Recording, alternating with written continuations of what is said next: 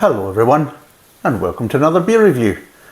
Now, today we're actually on a Devon beer, or a Devonshire beer, depending on how you say it. And we're at the Salcombe brewery. Oh,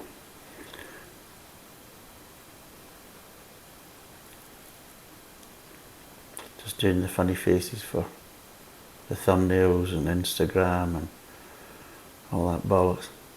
Marvellous. So yes, textured label. Oh, points already. Straight off the bat. Now yeah, the Salcombe brewery is it's down near Totnes. It's kind of like in between kind of Totnes and Kingsbridge, over towards that area, which is kind of how would you say, if you look at the Devon area, it's kind of halfway between Exeter and Plymouth, and it's slightly kind of, well, if I look at it, slightly east as well. So it is. But yes, it's a Salcombe brewery, and it's Seahorse is the name of it. There we go, Seahorse. Ooh. And it's a delicious, easy drinking amber ale. Got another amber ale. That's what we were talking about, that because I did an amber ale the last time. There you go, that'll mark it up. But I felt it tasted more like a bitter, and other people that have drunk it in the past I said, well, it was a bitter. So there you go. And he doesn't know, or a lot of them don't know why they keep changing the names or the types of beer. One minute they're a bitter, and the next minute they're changed and call them amber ales or God knows what else, or golden ales are now blonde ales and all this. And I think it's a certain part of it has got to be do with marketing, and maybe certain beer types are classed as maybe older in a beer types and old man's beer. So obviously if it's bitter, it's classed as an old man's flat cap type of beer, but if we refer to it now as an amber ale but still have the same recipe, then it's more appealing to younger drinkers. I think that's what it comes down to. That they're just twats. Wait a minute, that's a viable reason as well, actually. Anyway, now there's a spill in the back of this. Oh, it was right, let's see, Salcombe Brewery, Estuary View, Leadstone Cross, Kingsbridge. I told you it was kind of like in between kind of Kingsbridge and Totnes. Obviously closer to Kingsbridge side than it is to Totnes. Because if I remember rightly, you get to the roundabout, you can go that way into Kingsbridge going past the brewery, but it's a pain in the arse because the road gets quite tight as it comes into Kingsbridge, which you better go straight on at the roundabout coming from Totnes and then come round past the Tesco's. How sad am I? Anyway, oh, fucking arsehole, so sometimes I hate me. I don't really. So yes, there's a spill in the back. Seahorse, an amber ale with a name reflecting the Salcombe Rea. No, reflecting that the Salcombe Rea is a haven for both British species of seahorse, a sweet and smooth ale with a gentle spicy hop character, hints of burnt caramel and a smoked malty finish. We have joined forces with the Seahorse Trust to help conserve these amazing animals, donating 5p from every bottle towards our work. 5 pence for every bottle. Don't like pushing that boat out towards the seahorses, is it? A whole 5p! Jesus. Tell you what, if it's such a worthwhile cause, why not basically increase the price 10, 15 pence and then donate the whole of that to it then? Because I think that'd be a good idea. Seahorse, if I remember rightly, that they're male and female. Oh, they can do themselves over. Anyway, Seahorse is best served lightly chilled to release the flavours of the beer. There you go. Allergens, malted barley, and that's really it. It's a kind of standard kind of plain label, but yeah, let's crack it open and see what it's like. Get open, the bugger. Oh, you shit. Got a fucking Vesuvius going on here. Jesus God, it's pissed everywhere. Oh, for fuck's sake. Right, tell you. You? No. Right, I'm going to get a sponge. You fucking sponge. Bastard. Jesus, that's a good start, isn't it? Bloody hell. Craft Beer Channel doesn't have to suffer this shit. Nope. But all the viewers do. Oh, there's a bitchy reply. Anyway. Right, come on you buggers. Right, there we go. We're back in the room now. We're back in the room. Right, you can off. There you go. Oh, Jesus. It's a good start. Look. It's already got a head. Oh, for fuck. It's all over my bloody trouser leg, for fuck. Jesus fucking H Christ. Jesus. Get in there, you fucking messy bastard. Right. That didn't even go in. Get in there. Don't bloody argue. Right. Sorry about that. Professionalism again, eh? Right, anyway, let's get this fucker poured before there's any more disasters. Right, you can fuck your seahorses now. You share a shit bloody thing like that. It's been sitting in the bloody fridge for so many bloody days. So I don't know unless the oldest boy's been basically in there giving it a shake. Which would be probably one of the few places he doesn't give it a fucking shake, but anyway. Less said about that the better. That's when I'm in the bathroom, if I see anything that even remotely looks like fucking shower gel, still no fucking touching it. Anyway, he's been cooking in here as well, by the way. It's fucking stinking. I honestly don't know what the hell he was cooking, by the way. Doesn't smell pleasant anyway. But anyway, let's see if we can see if this smells pleasant. I would, for people on the podcast, it's a kind of slightly darker amber colour. Fly. A slightly darker amber colour. It's a bit misty, or a little bit cloudy, or hazy if you're into that more modern speech.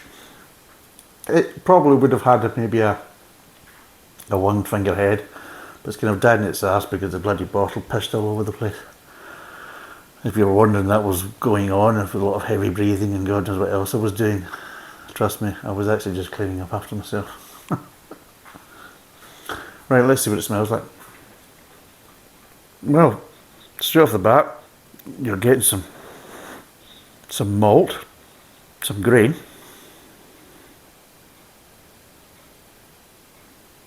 slight acidity as well.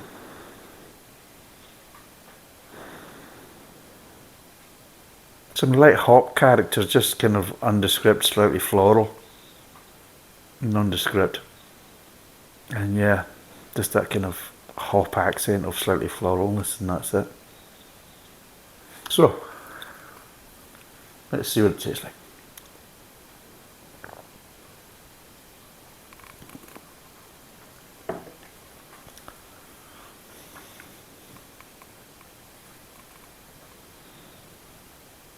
It's in date, right, okay. Good start. Right.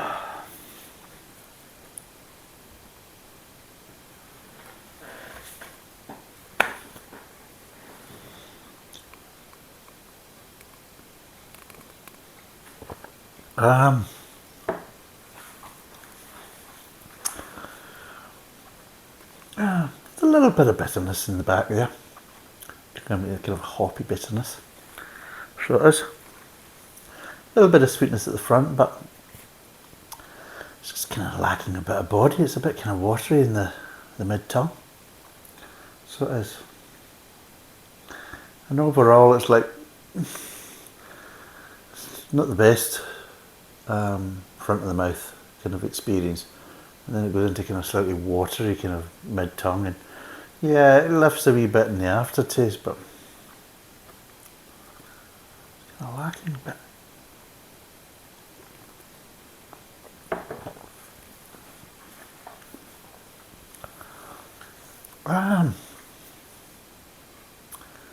It's okay. It's not what I expected. Reading, again, this is a big problem. You read, you know, I know obviously a lot of people, if they're used to a certain type of beer and they drink it quite regular, then they'll just go and get it straight off the shelf. But if you are shopping around to maybe try something new or something different, then like me, I will actually read the label, think, well, what's that? Will that kind of be popular? Will people kind of go for that? You know, that type of thing. And you read it and you think, well, yeah, I'm buying this beer on the basis of what they're telling me on the bottle. And if they're basically being honest and these flavour profiles are there that are written on the actual label, then most people think, well, fine, I'll buy it and give it a go. But when you're basically saying, oh, it's a sweet and smooth ale with a gentle spicy hop character, hints of burnt caramel and a smoked malty finish, well, what they're describing there is not what I'm tasting. Now, I've said before that flavours and tastes and everything else is a bit subjective. So some people will pick up on flavours that other people won't. But I would probably expect to pick up on some of the flavours they've listed. The spicy hoppiness, not really getting a spiciness. Hints of burnt caramel. No, I'm not really getting hints of burnt caramel. Smoked malty finish.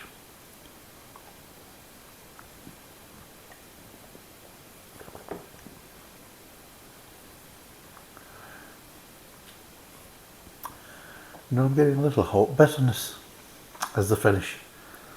What else does it say? A sweet and smooth ale. What was a bittersweet? A bit of sweetness there, but nothing too much. Nothing really to kind of write home about. So it's not in the realms of Holland Woodhouse Badger Brewery kind of beers, which are getting very sugary. But yeah, I just feel that you read the label and then you taste the beer and you're thinking, I've been conned again. And that's what you feel like sometimes. You read all this and all the hype and you think, right, well, if maybe even 50% of what they've written in the back of the labels there, then there's a good chance it'd be quite a nice beer. And then you taste it and you're thinking, are you sure as shit? So you are. It's nothing like what you bloody described, and half the bloody flavour, in fact, not even half the flavours, most of the bloody flavours that are listed either don't exist or are just so light that, well, let's be totally honest, blinking you'd miss them. You're thinking, why do that? Why not just be more honest? And either that or just brew a better fucking ale. Let me shit go. Bastard. But now, here we go again.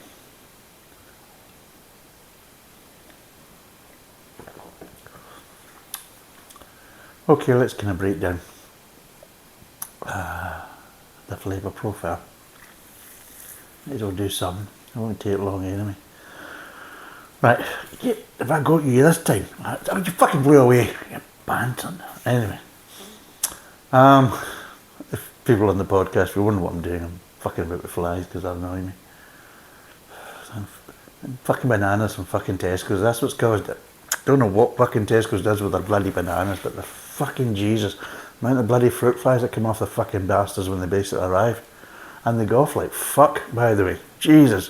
Don't know what goes on with the Tesco's bananas, but they don't last even 3 days. That's it. Oh, big bunch of bananas, 2 days they're fucked. You're pulling them off there and they're black on the outside, black on the inside, and they're all fucking squishy everywhere, by the way. Jesus, they're more runny than fucking yogurt. Don't know what's going on with Tesco's. Share of shits that they are. And they still haven't put the bloody prices down on the fucking diesel. Don't get me started.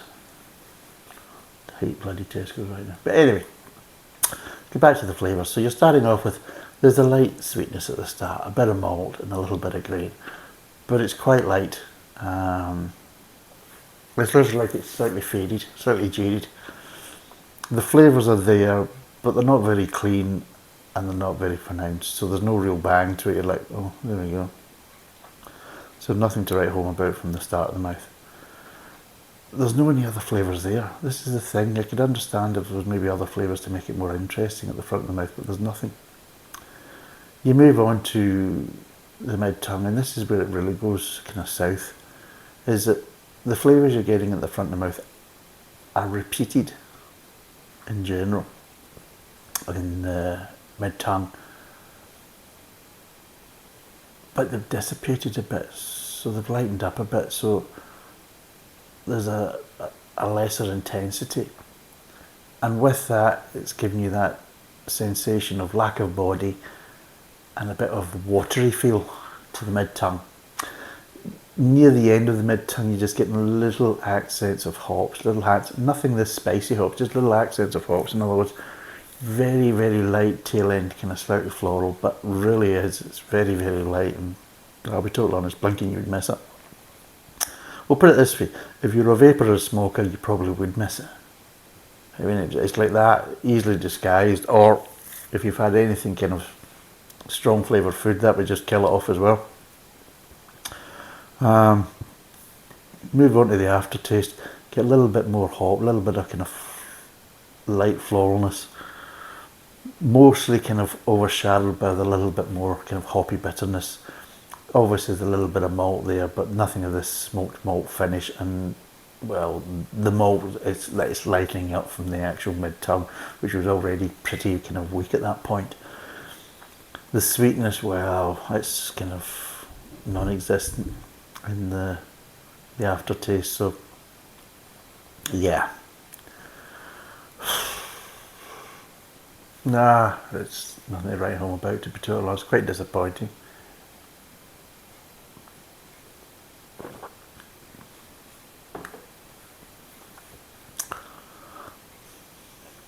No.